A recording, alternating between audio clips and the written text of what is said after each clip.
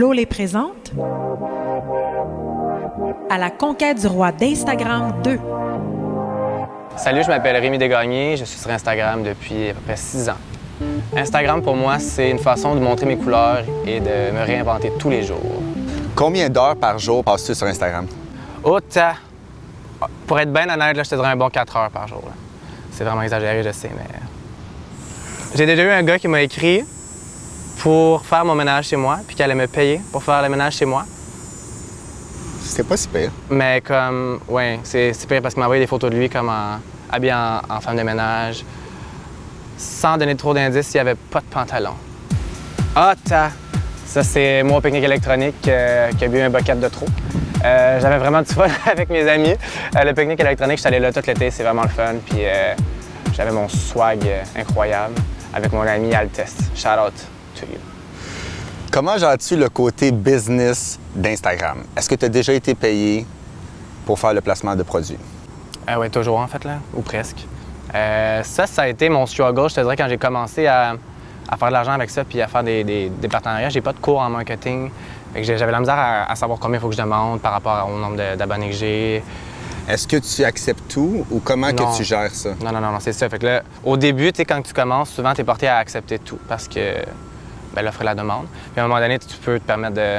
Parce que les gens, quand ils vont aller sur ton profil Instagram, si tu as de n'importe quoi, une après l'autre, ça fera pas de sens, puis ils vont pas s'abonner, ils vont pas vouloir suivre ça. Si tu as vraiment un brand qui se suit, les gens que ça les intéresse, ils vont aller te suivre, puis ils vont vouloir comme...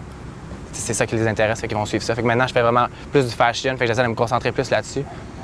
Puis tu sais, je ferai pas, mettons, une annonce de râteau, t'sais. Ça, c'est moi à la piscine. Mon endroit préféré tout l'été, j'ai passé autour de la piscine. Avec une petite coupe de vin à la main, je vis le rêve. Puis je me filais un peu trop, puis j'ai dit à mon ami, prends une photo de moi sur le bord de la mer. Parce que, ben oui, c'est clairement une mer, t'sais.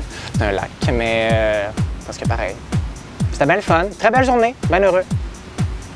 Puis t'es en chest? J'étais en chest, c'est ça le retour de la coquine? Comment j'ai développé ma communauté? Écoute, tout le monde me pose cette question-là. Comment j'ai fait pour avoir des followers? Puis pour vrai, ça s'est vraiment fait en beaucoup de temps, en 4 ans, mettons. Là.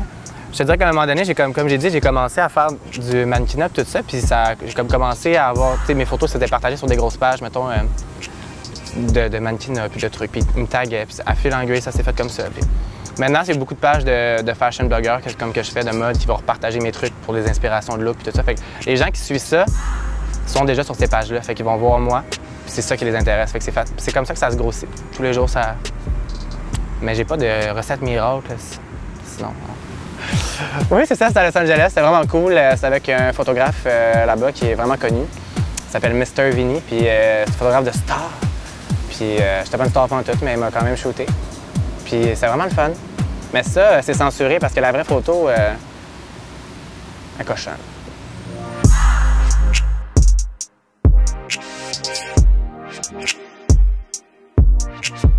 C'est pas très mode, là.